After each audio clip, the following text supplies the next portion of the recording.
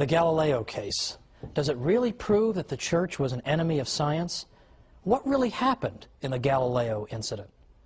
Let's look at it today on the Catholic Church, Builder of Civilization.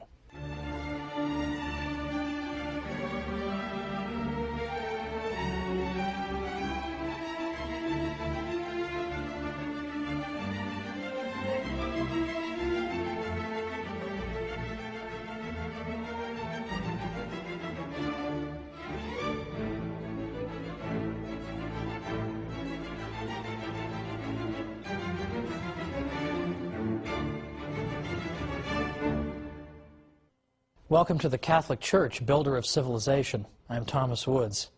Today we're taking on the difficult question of Galileo, because for the past couple of episodes I've been trying to explain that modern scholars reject the old idea that the Catholic Church was nothing but an opponent of the sciences.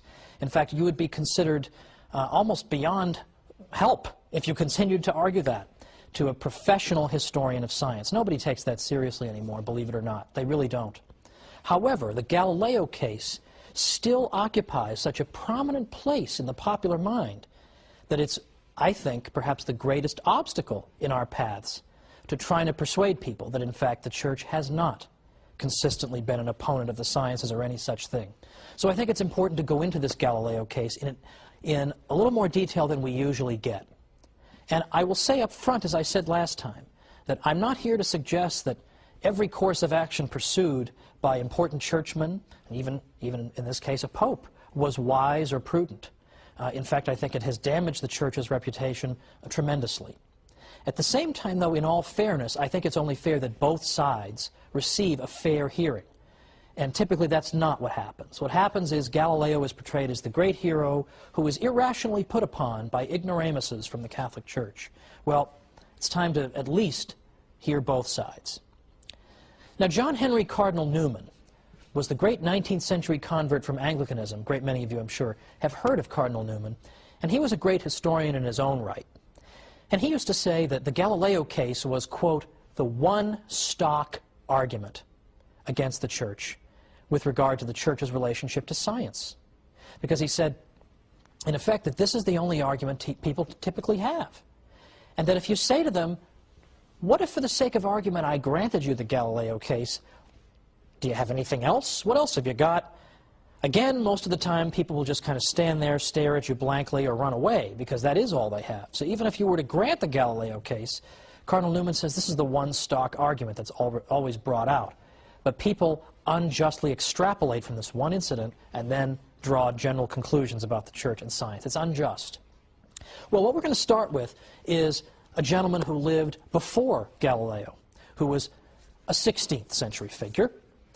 Copernicus, Nicholas Copernicus, was a Polish astronomer. Copernicus believed, in general, in what we would call the Ptolemaic system, or system of the universe or of our solar system.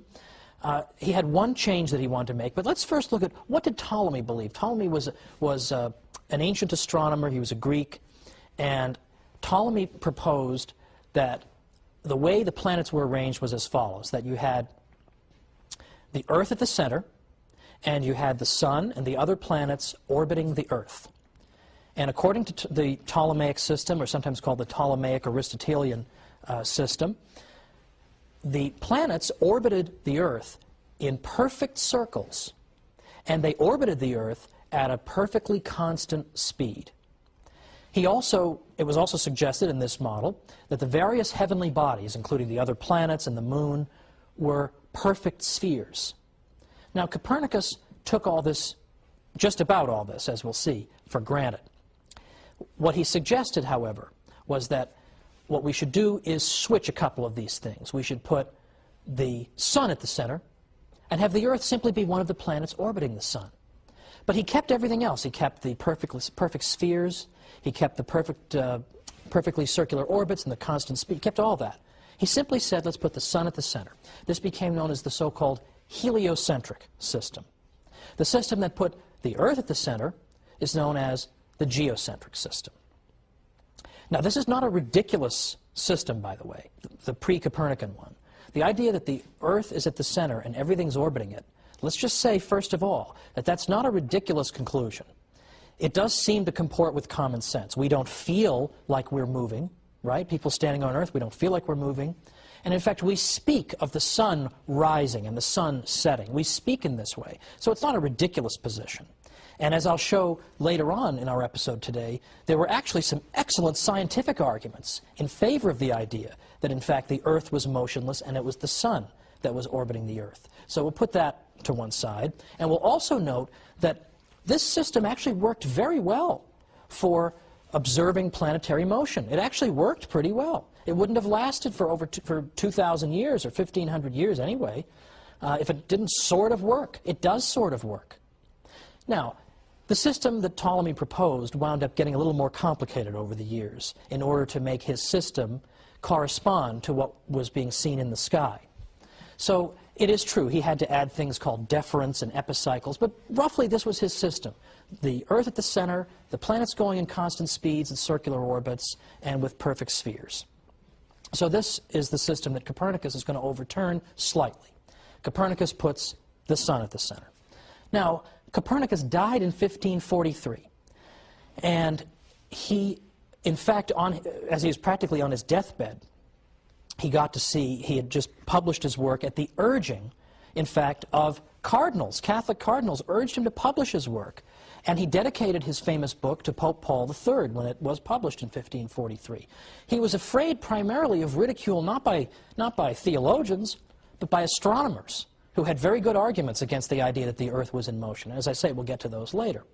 But the Copernican system shared much in common with Ptolemy. It just switched the Earth and the sun, but it was subject to no formal Catholic censure until the Galileo case in the next century.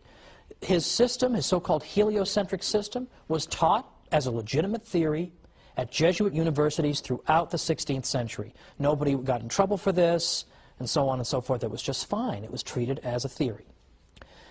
Now, in the 17th century, early 17th century, Galileo comes along. Now, Galileo was responsible for discoveries in physics and other areas, but we're focusing on what he saw in his telescope. Because although he didn't invent the telescope, he put it to important use. Because when Galileo looked in that telescope, he was able to see things that undermined aspects of Ptolemy's system. For instance, Galileo noted that clearly there are craters in the moon. I mean, the moon is not a perfect sphere, so that spherical thing is wrong. He noted that there were moons orbiting Jupiter. This contradicts Ptolemy because here we have something orbiting something other than the Earth. These moons are orbiting Jupiter. But more than that, as Jupiter is moving in its orbit, its moons are staying with it. One of the arguments against the idea that the Earth could be moving was that if the Earth moved, it would leave the moon behind. But here's Jupiter moving, and its moons are orbiting with it. And he observed other things through his telescope as well. These things could not be reconciled with the model of Ptolemy, in which everything orbits the Earth, and so on and so forth. Now, Galileo and his work were in fact welcomed and celebrated by prominent churchmen. For instance, in late 1610, Father Christopher Clavius wrote to tell Galileo that his fellow Jesuit astronomers had confirmed the discoveries that Galileo had made through his telescope. Galileo was greeted with enthusiasm in Rome in 1611. There was a day of lectures given in his honor. He wrote, "I have been received and shown favor by many illustrious cardinals, prelates, and princes of this city." He enjoyed a long audience with Pope Paul V and enjoyed a day of activities in his honor at the Jesuits' Roman College. In 1612, for the first time in print, Galileo said that he favored the Copernican system, at least the part about the sun being in the center. He believed in the heliocentric system. Well, this did not get him in trouble. In fact, in this particular writing, one of the many enthusiastic letters of congratulation he got came from the future Pope Urban VIII, who in fact was the Pope who, as we'll see, later got Galileo in some trouble. But in 1612, there was no trouble at all with what Galileo said, and yet it's the same thing. So what's going on here? Well, again, the Church is arguing that the Copernican model is okay as a theoretical model, but it hasn't yet been proven to be the literal truth. The literal truth. He believed that the sun really was in the center. It wasn't just an elegant model. The sun really belonged in the center. That really was it. The Earth really was moving. But as I say, he couldn't really prove this. The evidence that Galileo had that the Earth was in motion consisted, for example, of arguing from the evidence from the tides. Of course, we know the waves at the ocean. He argued that the reason that we see waves at the ocean is that the Earth is both rotating and it's revolving. So it rotates and it goes around the sun, and the result of all this is it's shaking up the water and creating the waves in the ocean. Well, if that sounds like a silly explanation, that's because it is. So people didn't necessarily buy that. But meanwhile, Galileo was walking around claiming that all biblical verses that make it sound as if the Earth is motionless need to be reinterpreted. This was the problem. Can a layman just run around demanding the reinterpretation of biblical verses on the basis of a scientific theory that he can't even prove? And this was at a time, remember, when the Protestant Reformation was not exactly yet a distant memory. And Protestants were always hounding the Catholic Church for not giving the Bible its due and not listening to the Bible enough. So here's Galileo going around saying the Bible's got to be reinterpreted. So let's come back and try and make sense of what ended up happening to Galileo and who was right and who was wrong.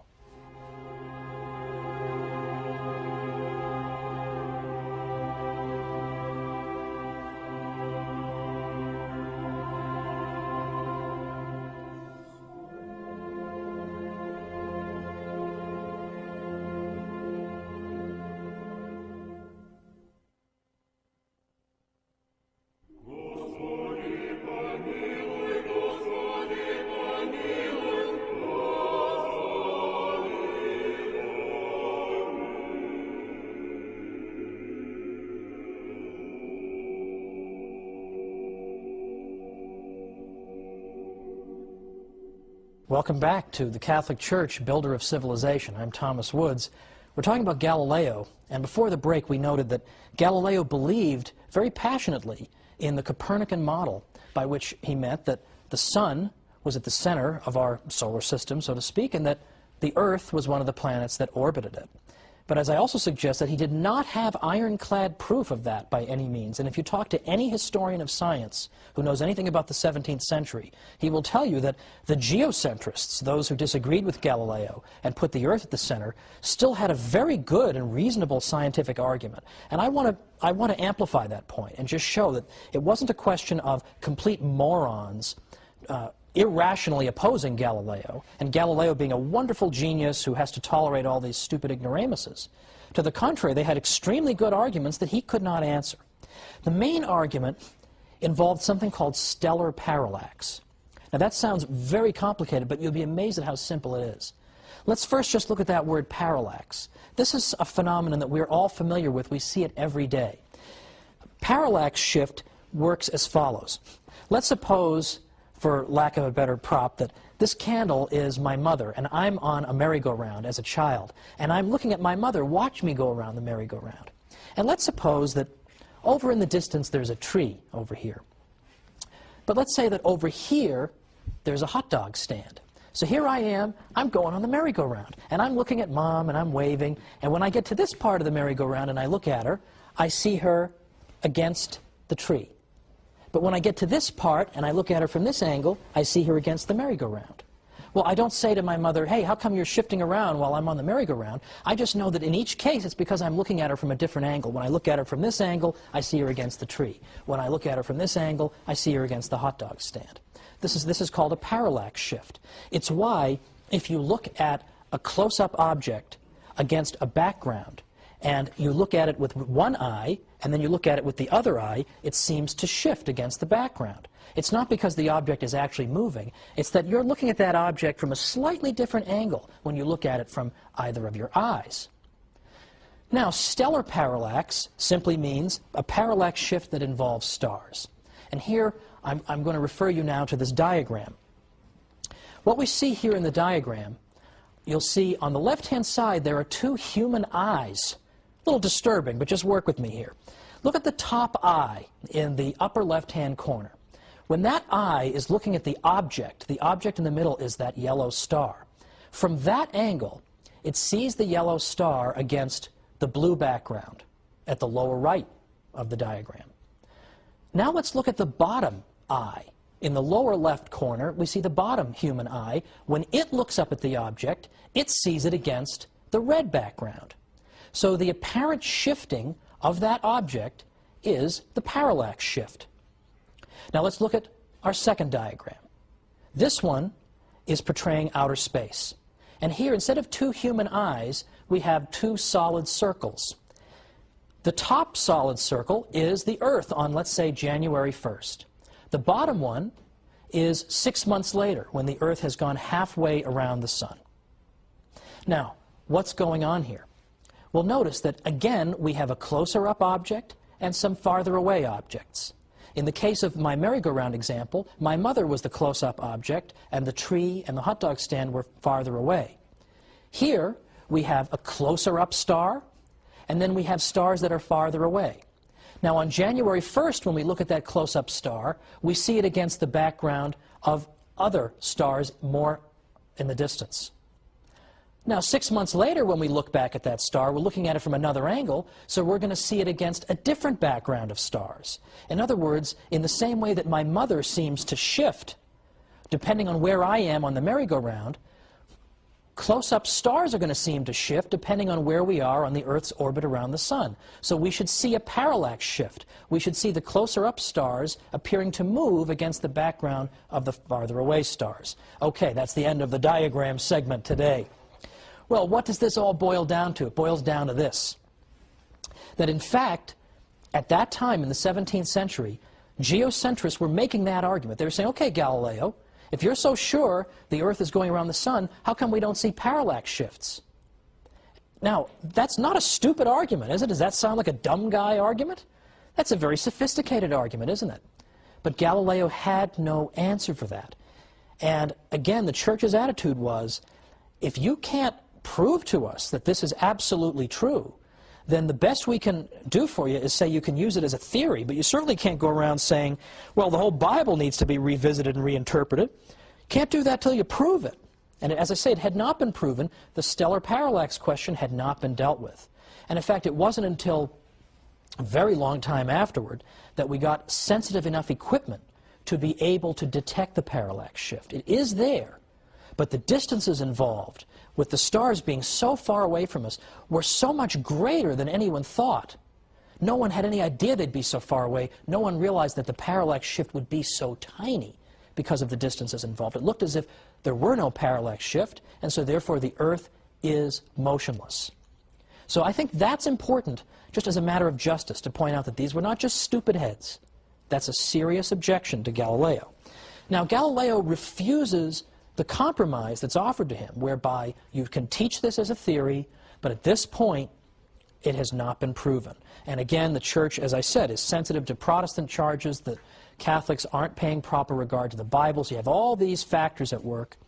Cardinal Robert Bellarmine said, look, if there were a real proof that the Sun is in the center of the universe, that the Earth is in the third heaven, and that the Sun does not go round the Earth, but the Earth round the Sun, then we should have to proceed with great circumspection in explaining passages of Scripture which appear to teach the contrary, and rather admit that we did not understand them than declare an opinion to be false which is proved to be true. But he said, as for myself, I shall not believe that there are such proofs until they are shown to me. Well, that's not a crazy position to hold, it seems to me. In 1624, Galileo was again received with great enthusiasm in Rome. The Pope told him that the Church had never declared Copernicanism to be a heresy and would never do so. And the Pope decided to hang on to this idea that Galileo could continue to teach what he wanted to teach as long as it was in the realm of theory, until such time, if ever, it should become established firmly as fact. Well, Galileo broke the rules. In 1632, he wrote his Dialogue on the Great World Systems. And in this work, he does not, in fact, stick to the idea that the Sun being at the center is a mere theory. He suggests that it's a fact. But worse than that was that Galileo wrote this dialogue as a dialogue. And one of the characters in this dialogue was a dunce, a dummy. And into the dummy's mouth, he put the Pope's opinions. well, you're not exactly going to ingratiate yourself into the Pope's favor by taking his view and putting it in the mouth of the idiot. But this was sort of typical of Galileo, who had a very, very, well, some might say, aggressive kind of way about him. He had a very irascible nature. He had a personality that left a bit to be desired sometimes. So, for instance, if you disagreed with Galileo on something like the nature of sunspots, he would come out and publicly call you a blockhead. And this was not a subtle person. And there's no subtlety at work when you take the Pope's opinion and you put it in the words of the fool in your dialogue. Well, Father Greenberger, who was a Jesuit, who was a big fan of Galileo, had said that if he had just kept to the idea that this is a theory and had not tried to make it stick as absolute fact before it could be proven, there would never have been an issue. But what seems to have happened here, the way I read it, is that you've got several factors coming together simultaneously to bring about this unfortunate outcome in the Galileo case. You have the fact that Galileo can't actually prove this, and that there is a very good argument against it, the parallax shift argument. He can't answer that. You have the fact that Protestants are putting pressure on Catholics, saying you've got to stick to the Bible, you can't just indiscriminately go and adopt novel interpretations unless you've got a really good reason. And then you have this clash of personalities between Galileo and the Pope. And that's a big problem as well. It's the way human nature is. Because as we've seen, this Pope, Urban VIII, had previously praised Galileo, had had no problem with Galileo publishing the Copernican theory, and even assured him that the Church would never condemn this theory. So it can't just be that the Church refuses to allow evidence or refuses to allow science. This was all allowed. The Galileo tragedy occurred because of the convergence of all these factors. Now, that doesn't excuse what happened. Galileo was, in 1633, told that he could not publish in this area at all. Does not excuse that. But on the other hand, it helps us to understand it a little bit better, and that's important too. Now, a good many scholars have begun to argue that people at the time, at least some of them, understood that the sentence against Galileo was intended in large part personally against him. Because, for example, Father Boscovich, whom we talked about last time, the father of atomic theory, openly used the idea of a moving earth in his work, and he never got in trouble, was never hauled before any church tribunal. So, as I say, a great many people have said that it was aimed personally at Galileo. Now, having said all this, as I say, my purpose here is not to say that there was no wrong done or that this episode is something to celebrate. But at the same time, I think we can understand that what actually happened here was the fruit not of any mythical Catholic hostility to science, but merely the unfortunate convergence of a variety of factors occurring at the same time. Because what we've seen in these past few episodes is that the Church's achievements when it comes to science are legion and are substantial. And that we have seen that more and more professionals who actually do this for a living, who study the history of science for a living, are saying that Galileo case or no Galileo case, the Church helped to make the scientific revolution possible. And it helped make it possible not simply because a great many Catholic priests engaged in important scientific discoveries, or wrote important scientific works, or composed great scientific encyclopedias, all of which the Jesuits did. It's not simply that. It's that the Church provided the framework in which science was possible. It made us believe that the universe could be understood by our minds and encouraged us to engage in this type of undertaking. And finally, even beyond that, the Church encouraged, yes, believe it or not, the free interchange of ideas. It encouraged a culture of debate and discussion. That was the culture that was fostered in the university system of the Middle Ages. And that's what we're going to look at next time. In the universities, we see the Western tradition of rigorous, rational debate back and forth to discover the truth taking root. And who was the great patron of that university system? The Catholic Church. So I look forward once again to being with you and talking once again about another unfortunately unheralded aspect of our Western civilization, the Church's fostering of the university system, which gives us our great civilization. Thank you.